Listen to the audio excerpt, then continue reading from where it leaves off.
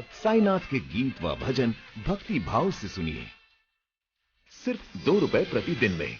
Subscribe करने के लिए अपने रजिस्टर्ड मोबाइल नंबर से 9230392303 पर एक मिस कॉल दीजिए। अपने रिमोट पे दबाइए 815 और साई भक्ति में मग्न हो जाइए।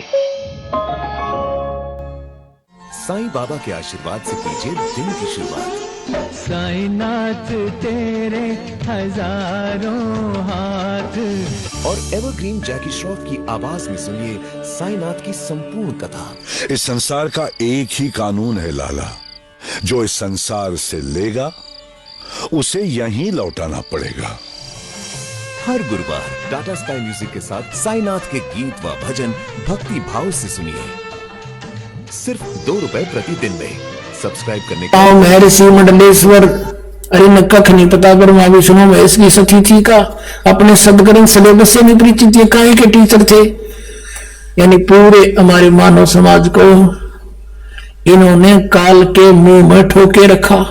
गधे कुत्ते बनवा दिया, भूत बनवाया, गलत साधना बता के, गलत ज्ञान बना के बता के, और फिर श्राद्ध निकलवाने की रोजी रोटी का धंधा चला दिया। अपने सदग्रंथ इनका समझ में आए नहीं, हमारा कोल्लू बना रखा था, इन रहट बना दिया। और परमात्मा 600 वर्ष पहले बता गई थी ये बात पुण्यात्माओं। आज भगवान पहचानने में 2 मिनट लगेंगे जब जरा सी बुद्धि से काम लोगे और निष्पक्ष भाव से सोचोगे। मान बढ़ाई नहीं, ईर्षा नहीं होनी चाहिए, क्योंकि इसमें विरोध कौन पैदा कर सकते हैं? जिनकी रोजी रोटी चल रही है उन आचार्यों की या कोई गुरु पद पर विराजमान है, पर जनता शिक्षित है, उनकी एक नहीं चल रहे, वो आखिर में अपने मुंह की खानी पड़ेगी इन सबको जो बकवाद करेंगे। अब यहां स्पष्ट हो गया कि विष्णु जी की उत्पत्ति दुर्गा और काल से हुई, ये इनके माता पिता हैं। अब ब्रह्मा की उत्पत्ति देखो, ये 103 पृष्ठ पे, 102 पर हमने पढ़ा था, 103 पृष्ठ पे रुद्र संहिता, और यहां 6वां अध्याय समाप्त हो गया ये विष्णु जी का नाम बता के। और अब हम यहां आगे 7वां अध्याय ब्रह्मा जी बता रहे हैं आगे। देव ब्रह्मा जी कहते हैं देव से नारद को बता रहे हैं, तत्पश्चात कल्याणकारी परमेश्वर सांब सदाशिव ने काल ने दुर्गा के साथ जैसे विष्णु उत्पन्न किया, पुरोहित पर प्रयत्न करके मुझे अपने दाहिने अंग से उत्पन्न कर दिया। अपना आत्मा यहां ये अनुवाद करता शर्मा गया। शिव जी का पुजारी होगा कि शिव जी ते शिव जी की उत्पत्ति कैसे दिखाऊं, या तो कर गया गोल गोल और दिखाएंगे आपको। कहते चोर चुरावे तोमबड़ी वो गड्ढे पानी में, वो गड्ढे वो ऊपर आओ ने सच्चाई छनी ना। अब देखो यही रुद्र संहिता हम पढ़ रहे हैं, और ये संस्कृत शिव पुराण 110 पृष्ठ पे यहां लिखा है कि इस प्रकार ब्रह्मा विष्णु तथा रुद्र इन 3 देवताओं में गुण है, परंतु शिव गुणातीत माने गए हैं। अब ब्रह्मा विष्णु रुद्र यो शंकर, ये तो हो गए 3, और इनका चौथा यो इनमें तो गुण है रजगुण ब्रह्मा सदगुण विष्णु तमगुण शिव शंकर, और यो शिव कहते हैं गुणातीत माने गए। गुण 4 हो गए बड़े यहाँ पर, और अच्छा कंसेप्ट क्लियर होगा, दिखाते हैं आपको। इसी शिव पुराण के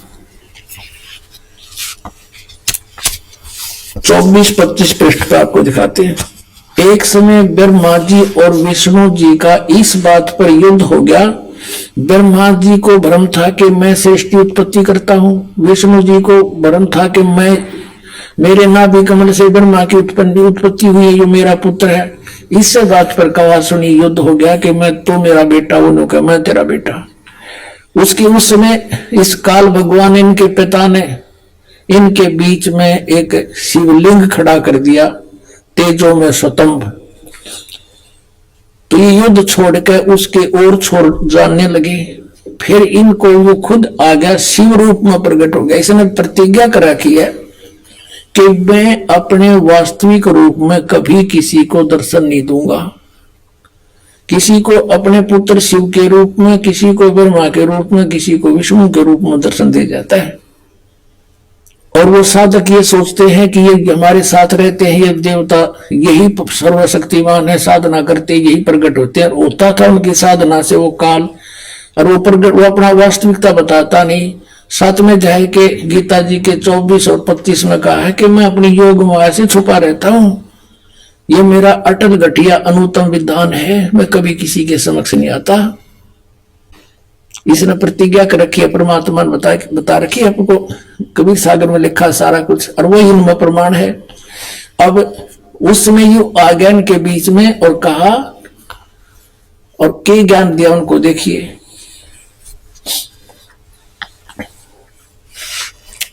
ये है विद्वेश्वर संहिता, संक्षिप्त शिव पुराण, पृष्ठ 24 पे। ये है वो शिवलिंग, यानी सतम तेजों में सतम ब्रह्मा और विष्णु के बीच में खड़ा कर दिया।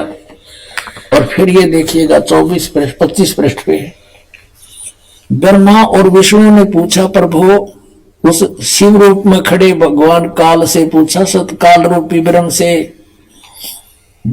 के ब्रह्मा और विष्णु ने पूछा, प्रभु, सृष्टि आदि 5 कर्तव्यों के लक्षण क्या हैं, यह हम दोनों को बताइए। भगवान शिव बोले, ये भी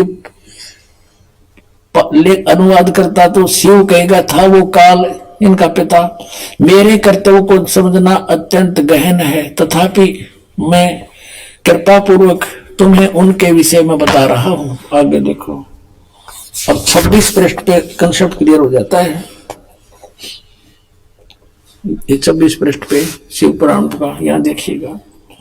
पुत्रो, यू काल कहता है ब्रह्मा और विष्णु को, पुत्रो, तुम दोनों ने तपस्या करके प्रसन्न हुए मुझ परमेश्वर से सृष्टि और सतिथि नामक 2 कृत प्राप्त किए,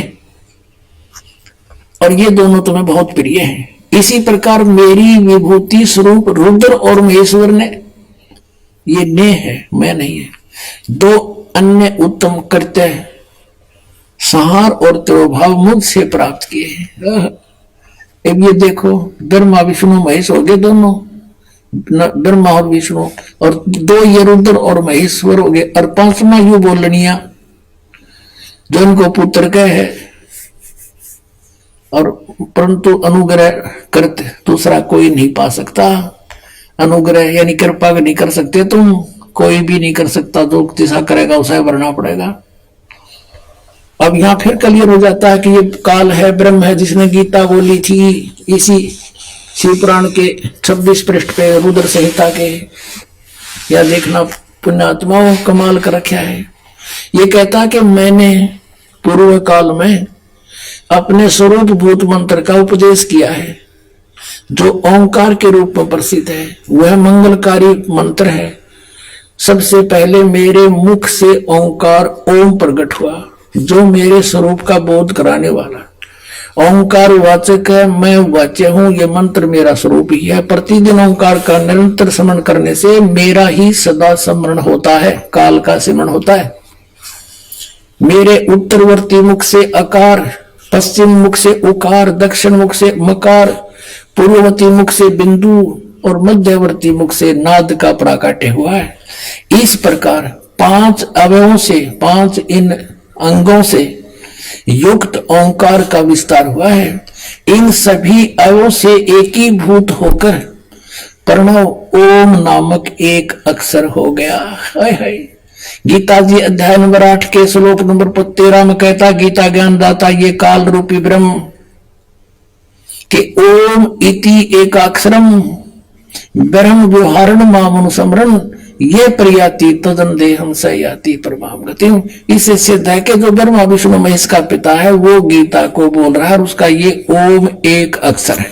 अपने आत्माओं, परमात्मा ने 600 वर्ष पहले बताया था, धर्मदास ये जग बोरा ना, कोई न जाने पद निर्वाणा, यही कारण मैं कथा पसारा, सबसे कहिए एक राम नियारा। अब अपनी महिमा आप ही बता रहे हैं। अब मैं तुमसे कहूं चताई, ते देव की उत्पत्ति भाई। कुछ संक्षेप कहूं गहुराई, सब संग से तुम्हारे मिट जाई। कहते हैं मां अष्टंगी पिता निरंजन, ये जन दारुण वंशन अंजन, पहले कीन निरंजन राई, पीछे से माया उपजाई। माया रूप देख अति शोभा, देव निरंजन तन मन लोभा। निरंजन कीने भोग विलासा, माया को रही तब आशा। तीन पुत्र अष्टंगी जाए, ब्रह्मा विष्णु शिव नाम धराए। अपने आत्माओं, एक तो परमात्मा सामने आकर खड़ा हो गया, आई एम गॉड। कबीर साहब कहते हैं आई एम गॉड। और बालक तो बालक अंधे से अंधा इन वचनों को सुनकर समझ सकता है कि हु इज गॉड। सबसे पहले हमने ये निर्णय करना है हु इज गॉड। अब ये क्लियर हो गया कि कबीर इज गॉड, यानी परमात्मा बिना ये सारी सबकी उत्पत्ति कैसे बतावे, काल की भी उत्पत्ति। गीता जी अध्याय नंबर 10 के श्लोक नंबर 2 में गीता ज्ञानदाता कहता है कि मेरी उत्पत्ति को ये देवता नहीं जानते। क्यों नहीं जानते? क्योंकि इनका उत्पत्ति करता मैं हूं। अब पिता की डेट ऑफ बर्थ को संतान कैसे बता सकती है? तो दादाजी बतावे, और वो दादाजी आए थे। अब कबीर परमात्मा ने इन अज्ञानी ऋषियों से एक ही प्रश्न किया था, कौन ब्रह्मा का पिता है, कौन विष्णु की मां, शंकर का दादा कौन है, हमको जो बता।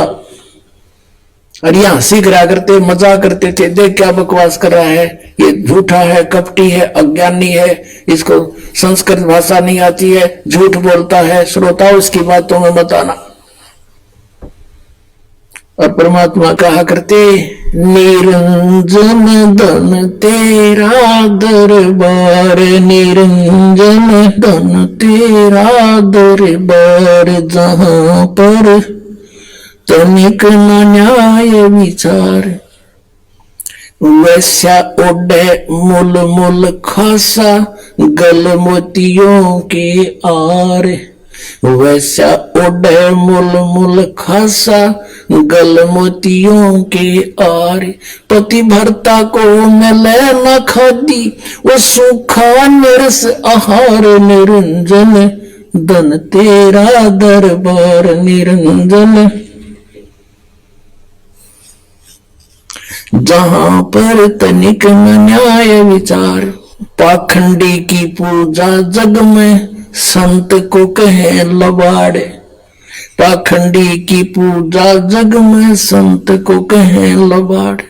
अज्ञानी को परम विवेकी, ज्ञानी को मूढ़ गवार। निरंजन धन तेरा दरबार, जहां पर तनिक न न्याय विचार। कहे कबीर सुनो भाई साधो, या सब उल्टा व्यवहार। कहे कबीर सुनो भाई साधो, या सब उल्टा व्यवहार। सच्चों को तो ये झूठा बताए, इन झूठों का एतबार। निरंजन धन तेरा दरबार, निरंजन धन तेरा दरबार, जहां पर तनिक न न्याय विचार। कहे कबीर सुनो भाई साधो, यहाँ सब उल्टा व्यवहार। सच्चों को तो ये झूठा बताए, इन झूठों का एतबार। निरंजन धन तेरा दरबार। परमात्मा जब वो बकवाद करने लगते ना, झूठा है, कपटी है, ये क्या जाने सदग्रंथों के बारे में, क्या जाने वेद और गीता और पुराणों के बारे में, क्योंकि ये अशिक्षित है। और वो मंडलेश्वर विद्वान थे, कचकोल कढ़ा के, वो तो उस तरह फिरवा के 20 तिलक ला के, गले में माला पैर के दिखा बड़ा महात्मा पड़ा है भाई। इस बाह्य आडंबर से संत और असंत की पहचान नहीं होती। संत की पहचान ज्ञान से होती है, अब क्या कहा करते परमात्मा, कंठी माला सुमरणी पैरे से क्या हो, ऊपर डूंडा साध का तन अंदर रख्या खो। अंदर तो कख भी ज्ञान नहीं, ऊपर महात्मा बना दिखा, लंबी चोटी रख कर बड़े बड़े माला पहन के तलक 20 लगा के ने सोचा बड़ा पहुंचा हुआ है, और संस्कृत बोले। एक भाषा से विद्वान नहीं होता, अध्यात्म ज्ञान और तत्व ज्ञान से विद्वान होता है। अब आपको दिखाते हैं कि गीता ज्ञानदाता कहता है कि मेरी उत्पत्ति को, ये काल है जो नरेंद्र ब्रह्म श्री कृष्ण जी में बोल रहा है, ये देवता नहीं जानते क्योंकि मुझसे उत्पन्न हुए। देखिएगा श्रीमद् भगवत गीता, ये जय दयाल गोविंद का इसके अनुवादक है। अध्याय नंबर 10 का श्लोक नंबर 2 दिखाते हैं आपको, ये देखिएगा। अध्याय नंबर 10 और ये मंत्र नंबर 2, इसमें क्या कहा कि मेरी उत्पत्ति को, इससे सिद्ध है गीता ज्ञान दाता ब्रह्म काल की उत्पत्ति तो हुई है, जन्म तो हुआ है। न देवता लोग जानते हैं और न महर्षि जन जानते हैं, क्योंकि मैं सब प्रकार से देवताओं का और महर्षियों का आदि कारण हूं, यानी मुझसे ही इनकी उत्पत्ति हुई है। अपने आत्माओं परमात्मा ने 600 वर्ष पहले कहा था, गुण तीनों की भक्ति में ये भूल पड़ो संसारे, कहे कबीर निज नाम बिना कैसे उतरो पारे। 3 देव की जो करते भक्ति, उनकी कदे ना होवे मुक्ति। उस समय तो परमात्मा का इतना जबरदस्त विरोध करवा दिया था इन अज्ञानियों ने कि मारो मारो, यो ब्रह्मा विष्णु महेश को पूजा के योग नहीं बता रहा है। अपने आत्माओं आज हमारे सदग्रंथ वही गवाही दे रहे हैं। पवित्र श्रीमद् भगवत गीता अध्याय नंबर 7 के श्लोक 12 से लेकर 15 में, 20 से लेकर 23 में, इन श्लोकों में कति कंसेप्ट क्लियर हो रहा है। आपको दिखाते हैं। आपको सबसे पहले तो ये कंसेप्ट क्लियर करते हैं कि 3 गुण क्या है।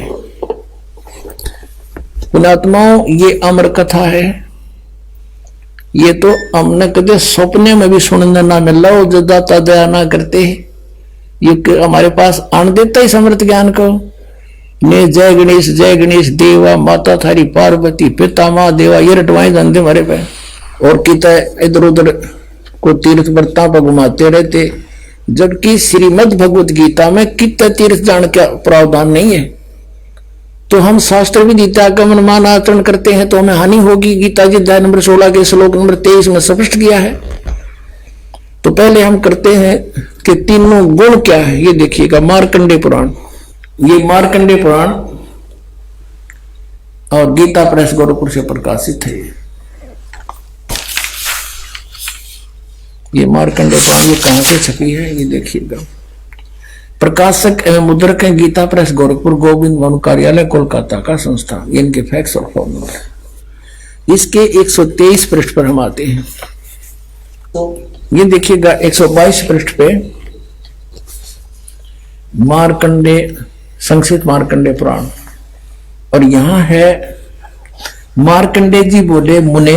ये मार्कंडेय जी का प्रकरण चल रहा है, ये समझ लो। अब हम 123 पृष्ठ पे के सामने आ जाते हैं, घनी दूर नहीं जाते, यहां जाओ 123 पृष्ठ पे। इस तरह स्वयंभू परमात्मा की 3 अवस्थाएं होती हैं। रजगुण प्रधान ब्रह्मा जी, तमगुण प्रधान रुद्र, सतगुण प्रधान विश्वपालक विष्णु है। ये ही 3 देवता हैं और ये ही 3 गुण हैं। अब कोई कच्ची बात नहीं रही, कति स्पष्ट हो गया कि रजगुण ब्रह्मा, सतगुण विष्णु, तमगुण शिव जी, यही 3 गुण कहलाते हैं और यही 3 देवता है। फिर भी हम और कंसेप्ट कति क्लियर कराएंगे। ये देखिएगा, ये है मुंबई से प्रकाशित एक देवी भागवत, यानी श्री देवी मत देवी भागवत देवी पुराण। वो गीता प्रेस गोरखपुर से प्रकाशित थी। ये खेमरा श्री कृष्ण दास प्रकाशन मुंबई से। अथ देवी भागवतम यानी शक्ति पुराण भाषा सभाष्टिकम सहमात्यम, खेमरा श्री कृष्ण दास प्रकाशन मुंबई 4।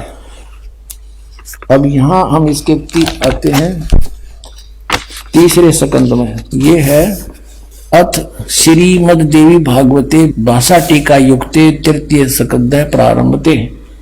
अब हम इसके 11 पृष्ठ पर आपको पढ़कर दिखाएंगे। और अध्याय नंबर 5 तृतीय स्कंद का 5वां अध्याय। और यहां देखिएगा 8वां श्लोक है। भगवान शंकर कह रहे हैं अपनी माता दुर्गा को, हे माता, यदि हमारे ऊपर सदा आप दया युक्त हो तो हमको तमोगुण में किस प्रकार प्रदान किया है?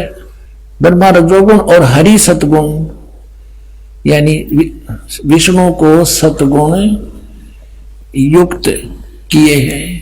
किस लिए किए हैं, युक्त क्यों किए हैं? फिर देखो, अब ये तो हमने हिंदी पढ़ा, अब संस्कृत देखो।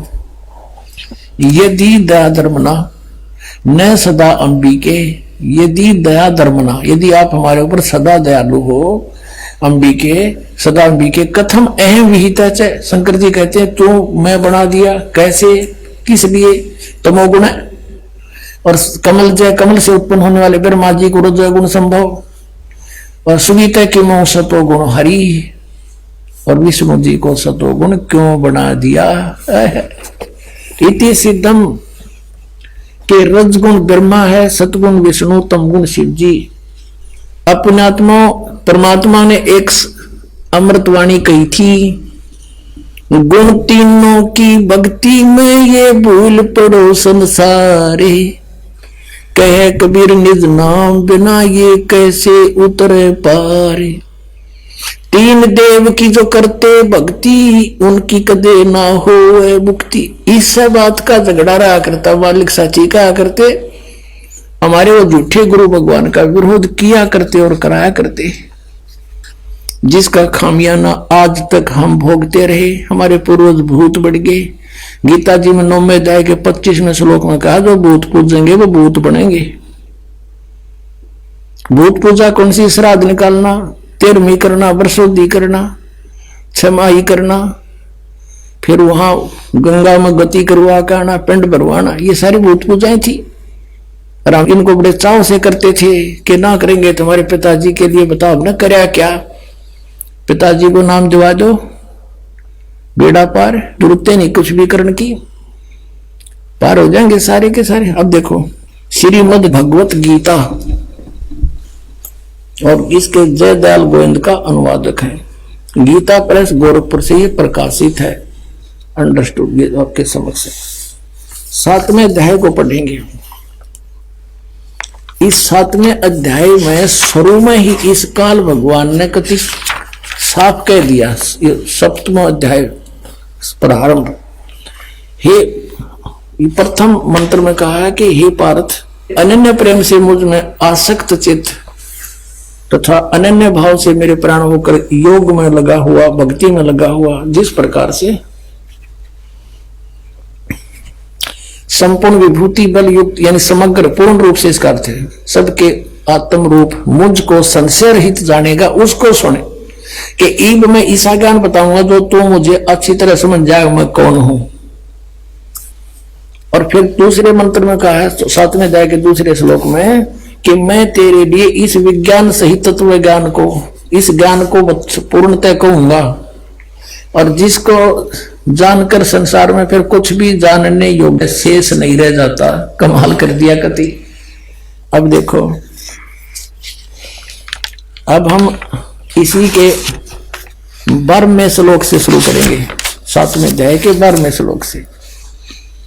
अब यहां से यहां कहता है गीता ज्ञानदाता और भी जो सतगुण से उत्पन्न होने वाले भाव हैं, सतगुण से सतीथि, रजगुण से उत्पत्ति, तमोगुण से संहार, तो सतगुण से होने वाले भाव हैं, और जो रजोगुण तथा तमोगुण से होने वाले भाव हैं, उन सब को तो मुझसे ही होने वाले हैं ऐसा जान, परंतु वास्तव में उनमें ये मैं और वे मुझ में नहीं है।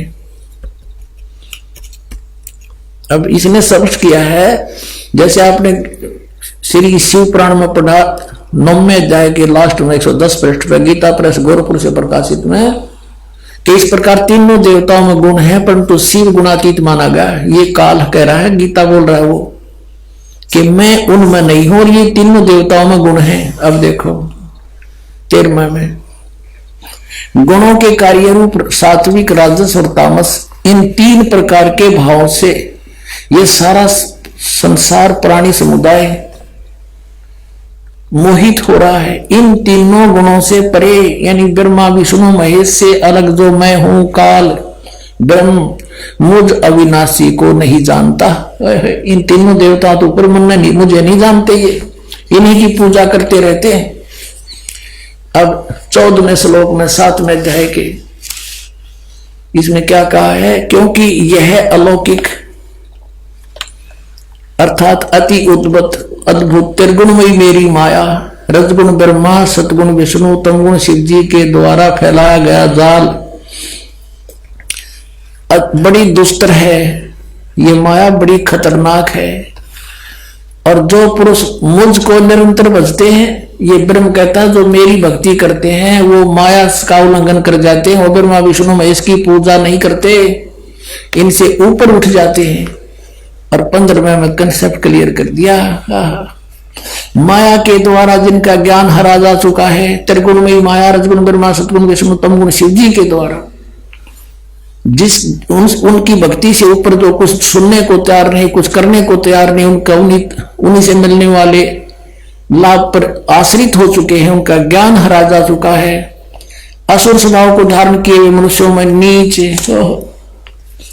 और दूषित कर्म करने वाले मूढ़ लोग, मूर्ख, मुझको नहीं भजते।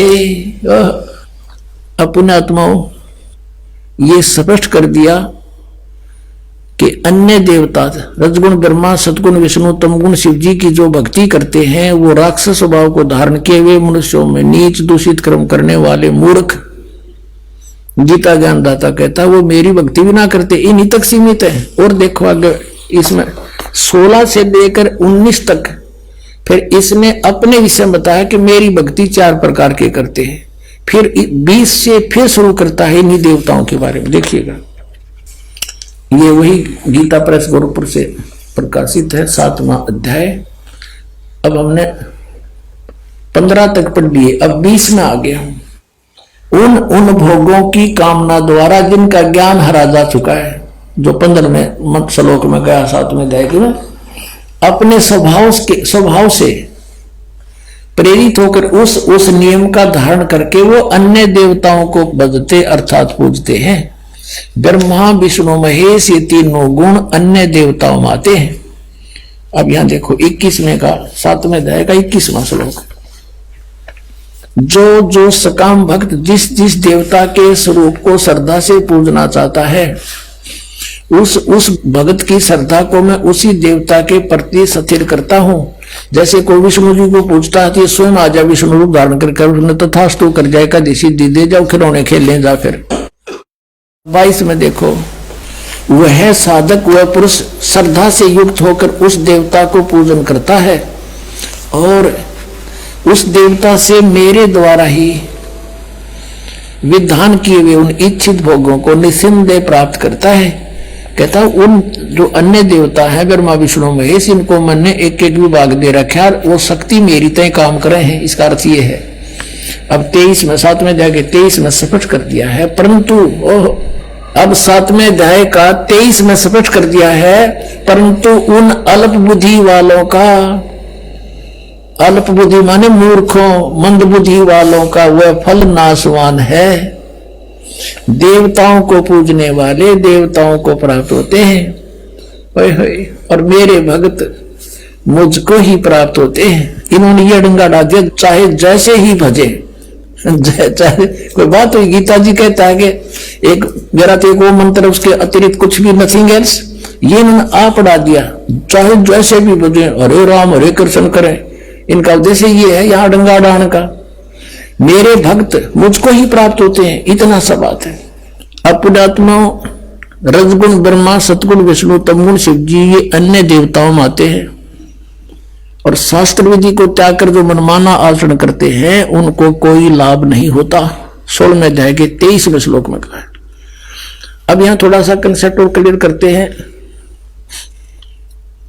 अब जैसे 16वें अध्याय के 23वें श्लोक में ये कहा कि शास्त्र विधि को त्याग कर जो मनमाना आचरण करते हैं उनको कुछ भी लाभ नहीं होता, ना उनकी गति हो, ना उनको कोई सुख हो और ना उनकी कोई सिद्धि प्राप्त हो। यूजलेस। फिर क्या फायदा उस भक्ति का।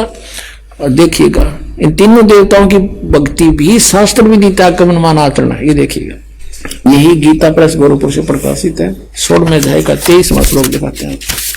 ये 16वां अध्याय और इसका 23वां श्लोक यहां पर है। जो शास्त्र विधि को त्याग कर अपनी इच्छा से मनमाना आचरण करते हैं वह न सिद्धि को प्राप्त होता है, न परम गति को और न सुख को ही। यूजलेस। अब यह 24वें श्लोक में 16वें अध्याय में कहा है, इससे तेरे लिए कर्तव्य और अकर्तव्य की व्यवस्था में शास्त्र ही प्रमाण है। यानी जो सदग्रंथों में विधि लिखी वही करना, और किसी की दंत कथा से हरे राम कृष्ण कृष्ण राधे राधे ये नहीं करना। ऐसा जानकर शास्त्र विधि से नियत कर्म करने योग्य हैं। और यानी शास्त्र के अंदर जो वर्णन है वही करना। अब देखो अपने आत्माओं 17वें अध्याय में अर्जुन ने पूछा कि भगवान जो शास्त्र विधि त्याग का जो मनमाना आचरण करते हैं वो कैसे स्वभाव के होते हैं। देखिएगा अब शपथ 10वां अध्याय। अब 16वें अध्याय के 23-24 अंतिम मंत्र हैं। उनमें बता के शास्त्र विधि त्याग का मनमाना जो आचरण करते हैं उनको कुछ भी लाभ नहीं हो। तो अर्जुन ने पूछा, क्योंकि अर्जुन उसको कृष्ण मान रहा है, श्री कृष्ण में बोल रहा था वो ब्रह्म, हे कृष्ण जो मनुष्य शास्त्र विधि को त्याग करे और श्रद्धा से युक्त देव आदि का पूजन करते हैं। अब जो शास्त्रीय विधि त्याग कभी कुछ जिसकी जो पूजा करते हैं उनकी स्थिति कौन सी है, सात्विक है अथवा राजसी या तामसी। अब यहां उत्तर देता है गीता ज्ञानदाता दूसरे श्लोक में 17वें अध्याय के में, मनुष्यों की वह शास्त्रीय संस्कारों से रहित केवल स्वभाव से उत्पन्न श्रद्धा, शास्त्रों से हटकर मनमानी जो श्रद्धा है वह सात्विक, राजसी और तामसी ये 3 प्रकार की होती है। उसको मुझसे सुन। अब ये दास आपको इसमें तो आपका समझ में आवा नहीं, क्योंकि ये तो पढ़ते आपने 5500 वर्ष हो गए, ये समझ में आओ तो फिर बात तय की थी।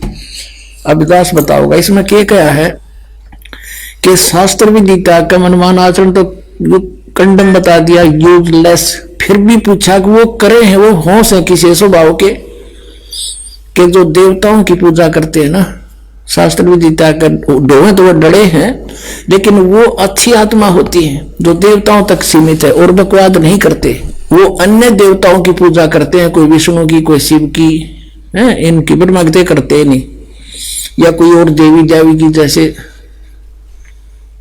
तो कांगड़ा वाले की तो फलाने वाली की, कहते है तो यूजलेस, पर इनका स्वभाव है अच्छी आत्मा तो देवताओं की पूजा करते हैं। और जो दूसरे हैं वो जंतर मंत्र करने वाले, ये भूत प्रेत की झाड़े ढूंढे लानी है, ये तामसी वृत्ति के लोग होते हैं। ये बकवादी भैरव भूत ने पूजा है, दारू पियो और मांस खाओ, को वो भैरव बोलू हूँ, जो बोतल चढ़ा दो, पियो बोतल खाओ, मांस निकम्मे हो बर्बाद करे। कहने का भाव ये है कि हैं तो ये शास्त्र विधि त्याग का मनमाना आचरण यूजलेस, पर इनका स्वभाव अलग अलग होता है, क्योंकि इनको ज्ञान नहीं होता, तत्वदर्शी संत नहीं मिलता, तब तक ये रास्ता बदल नहीं सकते। फिर बताया कि जो देवताओं की पूजा करते हैं शास्त्र विधि त्याग के है तो यूजलेस, लेकिन वो सात्विक वृत्ति के होते, अच्छी आत्मा होती है। और जब उनको जो है ज्ञान हो जाएगा तब वो अपना रास्ता चेंज कर सकते हैं, और जो तामसी व्यक्ति के हैं वो नहीं जल्दी से समझते।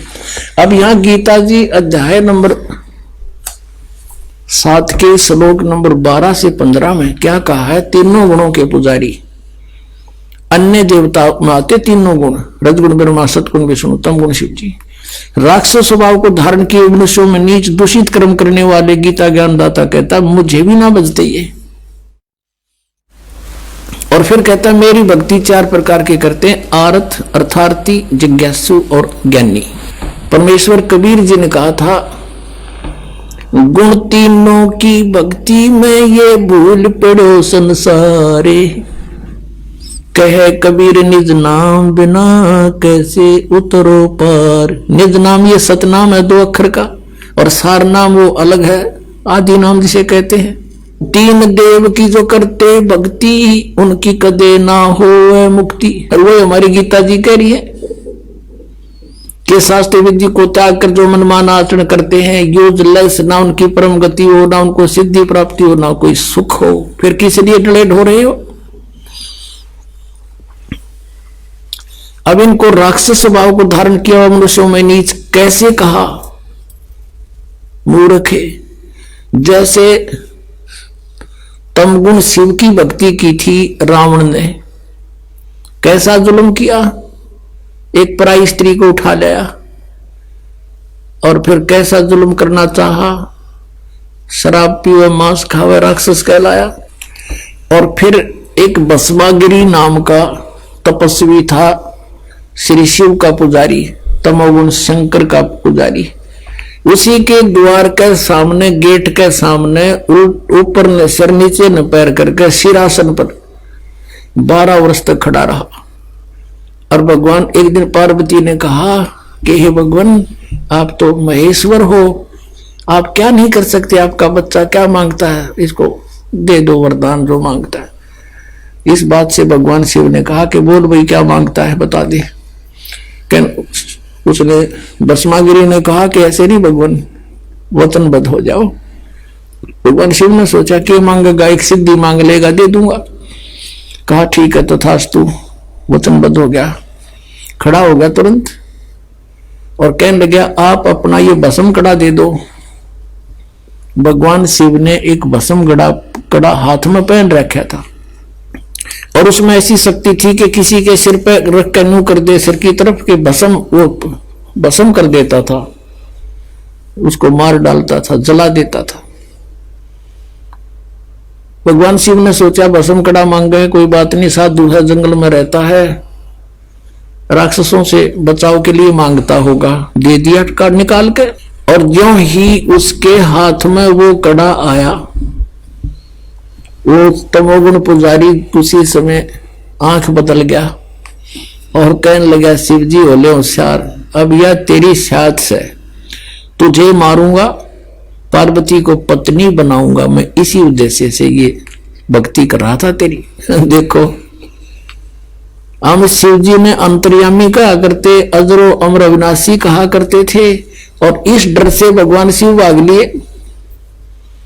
आगे आगे भगवान, पाछे पाछे पुजारी जा खखाट उठा। यदि ये अविनाशी होते तो हमारी बुद्धि वहां भी काम नहीं करी कदे भाई कि भगवान बाजे क्यों, तो ये कह दिया करते हमने मूर्ख प्राण खाते, तो लीला करे थे, यह टट्टू लीला थी, सांस चढ़ रहे। वाह भाई वाह। अब इनकी रक्षा भी परमात्मा ही करते। वहां आगे पार्वती रूप बनाकर परमेश्वर कहते हैं करे करावा साइया मन में लहर उठा, दादू सिर दर्जीब के वो आप बगल हो जा। तो वहां आके उस भस्मागिरी पाछे पाछे भागा जाता, वहां खड़े हो गए पार्वती रूप में और कहा आ जाओ पुजारी जी, कहाँ जा रहे हो? उसने देखा कहा पार्वती आली, वो खड़ा हो गया और कहा पार्वती रूप में भगवान ने कि अब वो तेरे निकट थोड़ा ही आ सकता है, आपके पास तो कड़ा है ना। कहा बिल्कुल ठीक है, आओ यहाँ कुछ देर बातें करेंगे। और फिर पार्वती रूप में प्रभु ने कहा कि मुझे डांस करके दिखा दे ताकि मैं प्रसन्न हो तेरे ते। वो कहने लगा मैं तो तपस्वी आदमी कभी डांस कराया नहीं, कैसे करूं? अक मैं बताती हूँ, इस हाथ को ऐसे कर, इस टांग को ऐसे कर, उसको ऐसे कर, इसको और ऊपर कर। जिस हाथ में कड़ा था सिर पे करवा लिया उससे कर, फिर कह दिया भस्म, और भस्मागिरी मर गया। अब वो कड़ा लेकर विष्णु रूप धारण करके परमात्मा वहां पहुंचे शिव जी के सामने जहां वो भागे जा रहे थे। और भगवान विष्णु जी को देख कर कहने लगा भागा विष्णु भागा, अब क्या हो गया कि भस्म कड़ा ले लिया, भस्मागिरी ने मेरे साथ धोखा करके, वो मारेगा। तो भगवान ने कहा कि ये ले कड़ा तेरा, ये मेरे पास है। अक नहीं नहीं वही है, कहा वही है ये ना दच्ची, अक सचमुच मैंने ऐसे ऐसे पार्वती रूप बना करके वहां पहुंचा, उसको सारी समझाई। जब उसका दिल डटा, उसकी राख देख ली, भगवान शिव ने जब उसकी भस्मागिरी की राख देख ली ना जड़े हुए की, जब तसल्ली हुई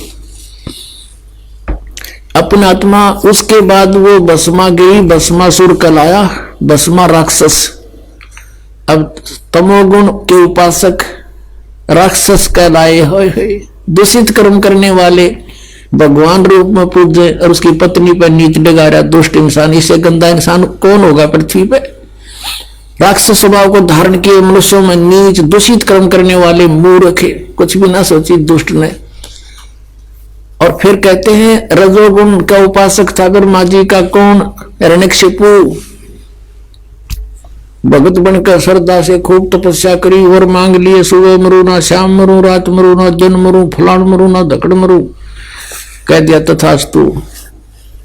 फिर उसने सोची हल्दी की गांठ मिल गई, तू पंसारी हो गया, भगवान बन गया। सबने नो कहा मेरा नाम लो, विष्णु का नाम मत ले लियो, अपना नाम जपाओ, नक्षपू करो। अरे मूर्ख। अब भगवान ने उसके घर में भेज दिया खम्ब प्रहलाद, और वो का नहीं पिताजी हिरण्यकशिपु भी कोई मंत्र होता है, भगवान के नाम से लाभ होगा। पिता पुत्र का झगड़ा हो गया इससे बात पे, और ऐसे जुल्म किए उस पुण्यात्मा के साथ, उस राक्षस स्वभाव को धारण किए मनुष्यों में नीच दूषित कर्म करने वाले मूर्ख हिरण्यकशिपु ने, ब्रह्मा रजगुण के उपासक ने। अब यहाँ कहते हैं, अब क्या बताते हैं, सूक्ष्म वेद में कहा परमात्मा ने कि हिरण्यकुश छाती तोड़वाई और ब्राह्मण बाणा और कर्म कसाई। वो तो ब्राह्मण भगत को आवे है, भगत का तो बाणा उसका है, और कर्म इसे कसाई कैसे अपने मासूम बच्चे को मारने के लिए ना जाने कितने ओछे हथकंडे अपनाए। हिरण्यकशिपु छाती तोड़वाई और ब्राह्मण बाणा कर्म कसाई, रजोगुण का उपासक था, राक्षस कहलाया हिरण्यकशिपु। अब एक बार हरिद्वार के अंदर अर्की पैड़ी पे कुंभ के मेले का सूत सज गया। वहां पर एक पर भी लगेगी, इनके अपने अपने हिसाब से बनाई हुई मनमाना आचरण है, ये शास्त्र विधि को त्याग के। और उसमें क्या करते हैं, जब जहां किसी पर कुंभ के मेले की पर भी लगती है, ये सभी स्नान करने जाते हैं और ये मानते हैं ये खुद कि वहां नहाने से बेड़ा पार हो जाएगा। उनका बेड़ा पार तो है नहीं, बेड़ा गर्क जरूर हो गया। अब सुनाता हूं। अब ये वहां कुंभ के मेले पर स्नान करने जब जाते हैं तो अपने अपने ग्रुप में इकट्ठे हो जाते हैं। गिरी अलग, पुरी अलग, सन्यासी न्यारे, नागा अलग, नाथ न्यारे, कनपाड़े न्यारे, बिना कनपाड़े अलग से, और वैष्णव के उपासक वो वैष्णव न्यारे, विष्णु के उपासक, तमोगुण के सतोगुण के उपासक। तो वहां सब अपने अपने ग्रुप में इकट्ठे हो जाते हैं। जब स्नान का समय आता है सभी प्रस्थान कर देते हैं अपने मुखिया के पीछे पीछे। तो सबसे पहले नागा चले गए, पहुंच गए अर्की पैड़ी पे, ऊपर भी कल्याण करवाने के लिए, नहाने के लिए। पीछे से वैष्णु आ गए, विष्णु जी के उपासक, सतोगुण के उपासक। और नागा थे वो बिल्कुल नंगे रहते हैं, नेक्ड, वो तमोगुण के उपासक शिव जी के। पीछे से विष्णु उपासकों ने, सतोगुण के उपासकों ने कहा कि ए नागाओ, हम सर्वश्रेष्ठ हैं, हम प्रथम स्नान करेंगे, तुम बाहर आ जाओ, पहले नहीं नहाओगे तुम। अब वो नागाओं ने कहा कि हम सर्वश्रेष्ठ हैं, हम त्यागी और वैरागी हैं, हम कोई कपड़ा भी नहीं रखते तन पर, हम सबसे प्रथम नहाएंगे, हम सर्वश्रेष्ठ हैं। वैष्णव साधु कहने लगे, शरण फड़ो, तुम टट्टी के हाथ भी ना धोते, पशु की तरह नंगे फिरो, तुम काहे के श्रेष्ठ हो, बाहर मरो, हम नहाएंगे पहले। अब वहां बैठ गए तीनों गुण। अब उसी समय इनका जूत बाज गया, नाना भी भूल गए, भगवान भी भूल गए, हर की पैड़ी भी याद ना रही इनकर, पर भी भूल गए। 25,000 ये त्रिगुण उपासक, इन तीनों भगवानों के उपासक वह कटका मर गए, कत्लेआम कर दिया, गंगा का पानी लाल कर दिया, लाश बहती जाओ उनमें, और तेरा गजब हुई हो। इसके बारे में परमात्मा ने कहा है कि तीर तुपक तलवार कटारी ये जम जड़ जोर बधावे हैं, हर पैड़ी हर हेत ना जाना और वाजा तेग चलावे हैं, काटे शीश नहीं दल करुणा ये जग में साध को आवे हैं, और जो जन इनके दर्शन को जावे उनको भी नरक पठावे हैं। हे भगवान, पुण्यात्माओं, हम कति अंधे कर रखे थे इस काल में, हम इनमें महात्मा मान्या करते इसे जुल्म करनिया ने। अब कहते काटे शीश नहीं दिल करुणा, इतनी भी दया नहीं, और कतलेआम कर डाला, छुरी गपो दे हैं, तलवार ते काट गिरे, बुड़कियां खा ली एक दूसरे ने। ये है और तीनों गुणों के उपासक राक्षस स्वभाव को धारण किए मनुष्यों में नीच दूषित कर्म करने वाले मूर्ख। ये पुण्यात्माओं दास नहीं कह रहा, ये इनका इतिहास कह रहा है। श्रीमद् भगवत गीता बता रही है, और 600 वर्ष पहले परमात्मा बता रहे थे, परमेश्वर कबीर साहब, गुण तीनों की भक्ति में ये भूल पड़ो संसार, कहे कबीर निज नाम बिना ये कैसे उतरे पार, तीन देव की जो करते भक्ति उनकी कदे ना हो मुक्ति। बोलो सतगुरुदेव। भजन करो उस रब का जो दाता है कुल सब का, भजन करो उस रब का जो दाता है कुल सब का। वो कौन है? वो कबीर देव है। बोलो सतगुरुदेव।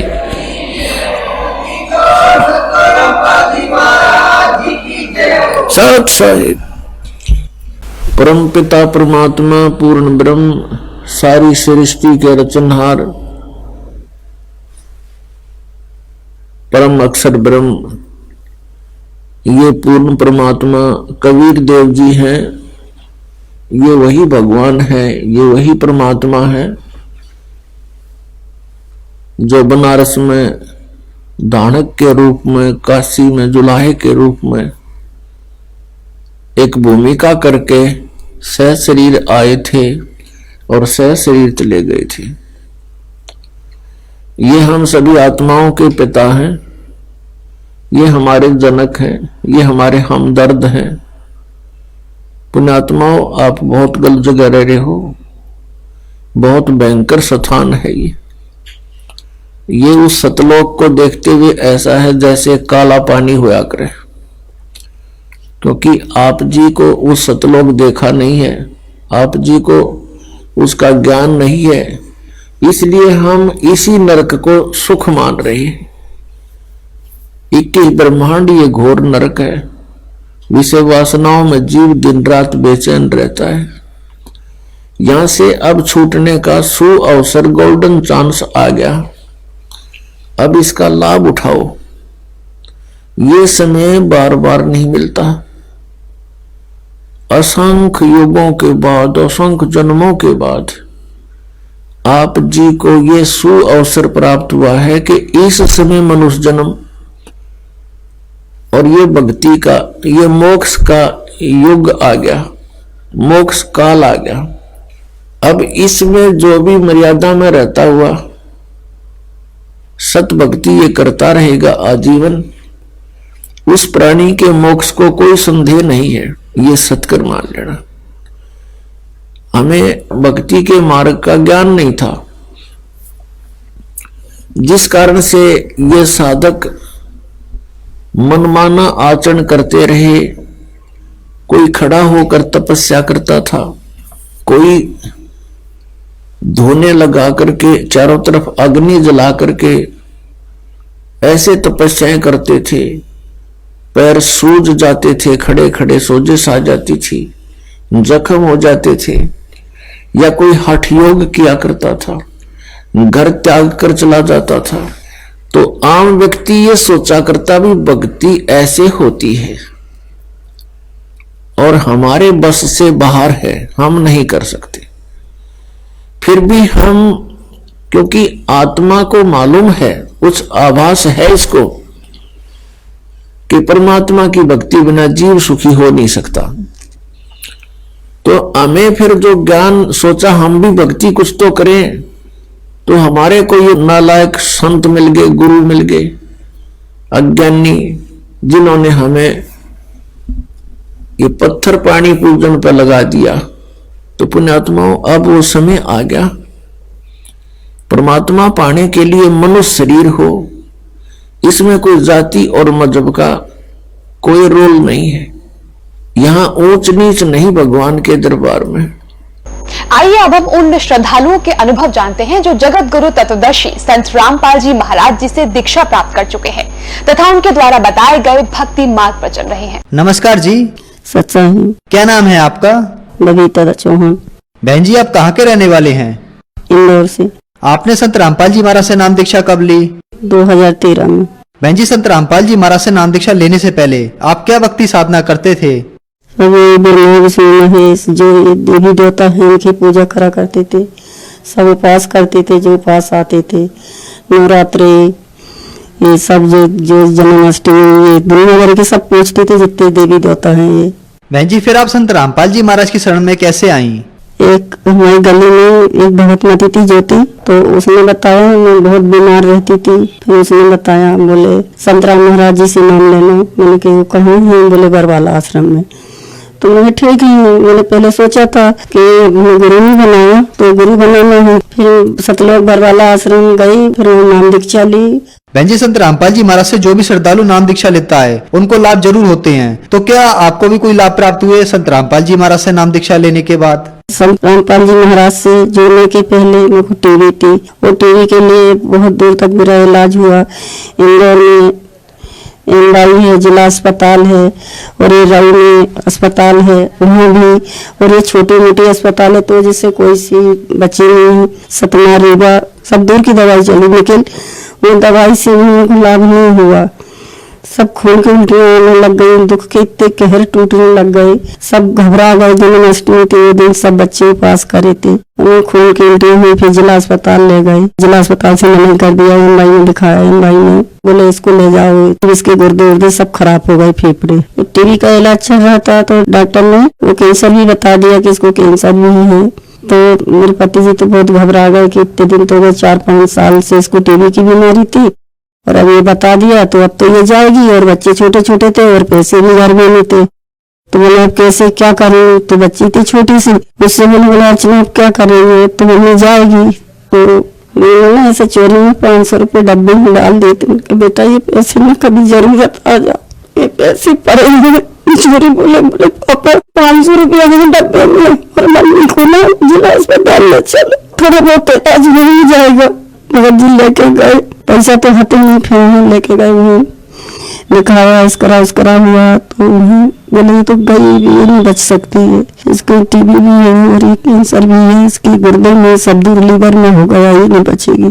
फिर वहाँ से रात भर भर्ती करे, फिर ले आए। फिर 2-4 दिन के बाद रामपाल जी की शिष्या मिली, उसने बोला मैंने तुम इतने बीमार रहते हो तो संत रामपाल जी से नाम ले लो। तो वो कहीं है, कहीं बरवाला में। मैंने ठीक है चलो, हमको तो गुरु बनाने ले लेंगे। फिर बरवाला आश्रम गए, वहाँ नाम लिया संत रामपाल जी से। नाम लेने के बाद और मैं अच्छी हो गई, जो खाना नहीं खाती थी बिल्कुल ऐसा, मेरा पेट ऐसा चिपक गया, बिल्कुल एक रोटी भी नहीं खाती थी, ऐसी सकुड़ गई थी बिल्कुल। उस पहले की हालत देखो और आज की देखो, तो आज तो इतनी अच्छी हूँ, कोई कह नहीं सकता कि बीमार है। या और जब का देखो तो जब की तो हालत ऐसी देखो कि 10 गांव के मेरे पियर वाले भी, ससुराल वाले भी आज जो देखेंगे तो विश्वास करेंगे कि ये क्या थी। और आज इसको गुरु बनाने से, संत रामपाल जी महाराज से, उनके नाम लेने से कैंसर भी ठीक हो गया, टीबी भी ठीक हो गई, और आज मैं बहुत सुखी हूँ, खुश हूँ। और जैसे 7 साल पहले से भूत प्रेत की छाव थी, मैं सोई तो मेरा गला दबा है, और बहुत तांत्रिकों के पास जाते थे। मेरे चाचा जी यहाँ से लेके गाँव गए, तो मैंने तांत्रिक रहते थे, वो दिखाते थे, तो 15 दिन तक ऐसे जागरण डालती ना, थाली बजाए, और तो कि 1-2 बोरे नारियल लग गए हैं, फोड़ कर रोज न घर 10 किलो तक घी हवन में, 1 महीने तक वही जागरण पड़ा, और फिर भी अच्छी नहीं हुई। यहाँ एक बड़वानी है, वहाँ भी लेके गए, वहाँ भी दिखाया, 1100-1200 रुपया लेना, 1500 लेना, 3-3 हजार रुपया, कहीं 4000 ऐसे देते थे। कहीं भी अच्छी हो जाए, फिर भी अच्छी नहीं होती थी, फिर भी वही भूत प्रेत। सो नहीं पाती थी, रात भर जगू, 1-2 साल से ऐसे बिस्तर में पकड़ती को, डर के मारे आए, लेटो तो गला दबाए, उसके ऐसे मोटे मोटे हाथ दिखे, और उसका चेहरा नहीं दिखता था कि चेहरा कैसा है। तो मैं बहुत डर जाती थी, सोती नहीं थी। तो लड़की थी मेरी बड़ी वाली, छोटी सी थी 8-10 साल की। तो वो स्कूल जाए और फिर आके घर का काम हुआ, मैं तो पाली जैसी थी। तो जब रात में पढ़ने के बैठे तो बोले मम्मी तो मेरी कहीं सो जा, तो रात में डरती है ना, सोती नहीं, पूरी रात बैठी रहती है, यहीं सो जा। तो मैं नहीं, मैं सोऊंगी ना तो मेरा गला दबाएगा, मैं नहीं सोऊं। तो बोले मैं बैठी हूँ ना, वो आएगा तो मैं देखूंगी, नहीं आएगा। तो जब वो छोरी थोड़ा बहुत ऐसी पढ़ाई करे ना तो मैं उनको लेटा लेती थी, उतनी नहीं सोती थी बस। और ये भूत प्रेत की छाया जो थी, इनकी बाधा थी, तो संत रामपाल जी महाराज से नाम लेने के बाद ही अच्छी हो गई। पतिदेव खूब नशा करते थे, दारू, मांस मंगरा खाना, बीड़ी गुटखा गांजा पीना, सब पूरे जितने बेकार थे सारे नशा करना। और घर में आना, बच्चे छोटे छोटे रहते थे, कभी सो जाए 12-1 बजे घर आना, उनको चिल्ला चोट करना, मारना पीटना, 12-1 बजे उठा देना, उठो स्कूल वही नहीं गए, क्या कर रहे थे, क्या काम करा। बच्चे ऐसे हल हल डरते थे, खूब वैसे डरते थे, रोते थे। मुझे टेंशन रहती थी पापा आएंगे मारेंगे। कभी भी चुम्मा बोल देती थी कि बच्चे सोए हैं क्यों चिल्लाते हो, उनको 12-1 बजे रात में जगा देते। मुझे खूब गाली देते थे, मारपीट करने लगते थे कभी कभी, कि इतना तक करा था कि मेरे इस कान में मारा था ना, पी के खा पी के नशा करके, तो कान का मेरा पर्दा भी फट गया। और फिर डॉक्टर को दिखाने ले गए अस्पताल, दिखाया, डॉक्टर ने पूछा क्या हुआ कान में, बोले गिर गई है। तो डॉक्टर बोले गिरी तो नहीं है, तुमने थप्पड़ मारा है, इसका कान का पर्दा फट गया। फिर ऐसे रहते रहते कान मेरे मवाद चूने लग गई, 1.5-2 साल तक ऐसे मवाद चूए, ये पूरी खोपड़ी दुख है, ऐसे पूरा सिर दुख है। मालिक संत रामपाल जी महाराज से नाम लेने के बाद पति का नशा भी छूट गया, मेरी बीमारी भी दूर हो गई सब। आज संत रामपाल जी महाराज की कृपा से मेरे पति भी ठीक है, मेरे बच्चे भी सही है सब। बहन जी, संत रामपाल जी महाराज से नाम दीक्षा लेने के बाद आपके पति का नशा छूट गया, आपकी टीबी की बीमारी ठीक हो गई और संत रामपाल जी महाराज ने आपकी कैंसर जैसी भयानक बीमारी ठीक की और एक नया जीवन दान दिया। तो जो लोग आज आपको देख रहे हैं वो भी किसी न किसी बीमारी से ग्रस्त है या कैंसर से ग्रस्त है, उनके लिए आप क्या संदेश देना चाहेंगी? उनके लिए तो संदेश क्या दूंगी, प्रार्थना करते हैं हाथ जोड़ के। और मेरा तो जो इंटरव्यू सुनेंगे आज ससुराल वाले, पियर वाले और जो इंदौर के हैं 4-10 गली के को तो पता है कि मैं कितनी बीमार थी। और आज संत रामपाल जी महाराज से नाम दीक्षा के लेने के बाद मैं इतनी सुरक्षित हूँ और अच्छी हूँ। तो सब बहनों भाई से मेरी प्रार्थना है, जो मेरी जैसे दुखी बीमार सब हैं, तो संत रामपाल जी महाराज से नाम दीक्षा ले और अपनी बीमारी दूर करें और अपना कल्याण करें। बहन जी, संत रामपाल जी महाराज से नाम दीक्षा कैसे ले सकते हैं? टीवी पे सत्संग आता है, उसमें पट्टी चलती है, उसमें मोबाइल नंबर रहते हैं, तो उससे नाम सेंटर का पता पूछ सकते हैं और संत रामपाल जी महाराज से नाम दीक्षा ले सकते हैं। धन्यवाद बहन जी। सच्चाई।